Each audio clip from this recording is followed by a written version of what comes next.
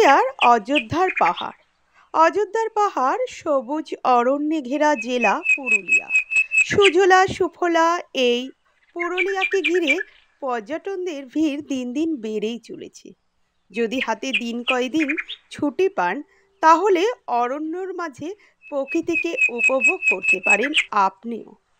শহরের কোলাহল ধুলো ধোঁয়া এড়িয়ে মায়াবতী পরিবেশে দিন কয়েকদিন কাটাতে হলে পুরুলিয়াকে বেছে নিতে পারেন। ঘোরার জন্যে পুরুলিয়া মোটামুটি দুটি ভাগে ভাগ করা যেতে পারে। প্রথম, অযোধ্যা পাহাড়, যেটি পুরুলিয়া স্টেশন থেকে যেতে হবে।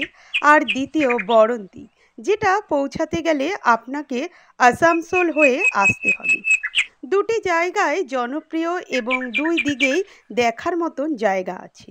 সাথে একটি অপূর্ব বৈশার দৃশ্য তৈরি করেন। খাদে জল জমার সৌন্দর্য অতুলনীয়। কাছে গেলে মনে হয় এই বিশাল সৃষ্টির মাঝে আপনি কতটা ছোট। একটু শব্দ করুন, যেন মনে হবে প্রতিধ্বনি ফিরে আসছে। আকাশ পরিষ্কার থাকলে জল ঘন নীল দেখাবে। জলের দিকে তাকিয়ে থেকে আপনি ঘন্টার পর ঘন্টা কাটিয়ে দিতে পারবেন। আপনি হ্রদের ধারে বসে নুড়ি পাথরের ওপরে হাঁটতে পারবেন। প্রিয় মানুষের সাথে অসংখ্য ছবি ও সেলফি তুলতে পারবেন। সমগ্র অযোধ্যা ভিউ নেওয়ার জন্যে একদম পারফেক্ট। একটু হেঁটে ময়ূরের পাহাড় চূড়ায় আসুন। চারপাশে সবুজ শ্রেণী আপনাকে যেন উষ্ণতা ও স্বাগতম জানাচ্ছে। পাহাড়ের চারপাশে ঘুরতে ঘুরতে অপূর্ব ভিউ নেওয়া যেতেই পারে। চূড়ায় বসে আপনি সূর্য অস্ত্রর সাক্ষী হয়ে থাকবেন। আপনি দেখতে পাবেন ময়ূরের অসাধারণ সৌন্দর্য। হয়তো ভাগ্য থাকলে এটাও দেখতে পাবেন পেখম তুলে নাচছে। এই পাহাড়ে পৌঁছানোর পথের গন্তব্যস্থলের চেয়েও বেশি রোমান্টিকর। এঁকে বেঁকে চলে যাওয়া রাস্তা, ছোট ছোট গ্রাম এবং পথের ধারে সবুজ ধানক্ষেত আপনাকে ভ্রমণের আনন্দকর রোমান্টিকর করে তুলবে। তাই মানুষ বেশিরভাগ সময় এই অযোধ্যার পাহাড়েই ঘুরতে আসে, যেটি কাছাকাছির মধ্যে রোমান্টিকর, মনকে শান্ত করে তোলা প্রকৃতি। আমরা সবাই পুরুলিয়ার ঐতিহাসিক ছৌ নাচের কথা শুনেছি, যাতে রঙিন পোশাক এবং চোখ ধাঁধানো ভারী মুখোশের ব্যবহার করা হয়। এই মুখোশ প্রধানত তৈরি করা হয় চরিদা নামক একটি গ্রামে। এটি অযোধ্যার পাহাড়ের কাছাকাছি অবস্থিত। এখানে তৈরি অন্যান্য মুখোশও রয়েছে। চারিদিকে প্রায়শ মুখোশ গ্রামও বলা হয়।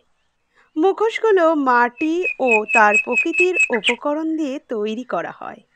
এই প্রকৃতির রং দিয়ে আঁকা হয়, তা পুঁথি ও ফিতে দিয়ে সাজানো হয়।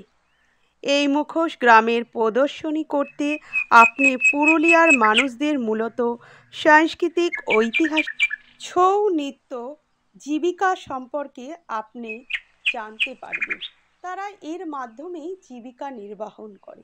এছাড়া অযোধ্যার পাহাড় থেকে মাত্র 16 কিলোমিটার দূরে অনেকটা জায়গা জুড়ে গাড়ি থেকে নেমে আপনারা হেঁটে পাহাড়ের গা বেয়ে দেখবেন ঝর্ণা তার অসাধারণ রূপ বয়ে চলেছে।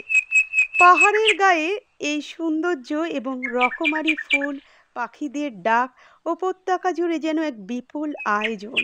সোজাসুজি যেন নেমে আসা পথে আপনারা হেঁটে বাঁদিকে পাহাড়ের চূড়ার অপূর্ব ভিউ দেখতে পাবেন।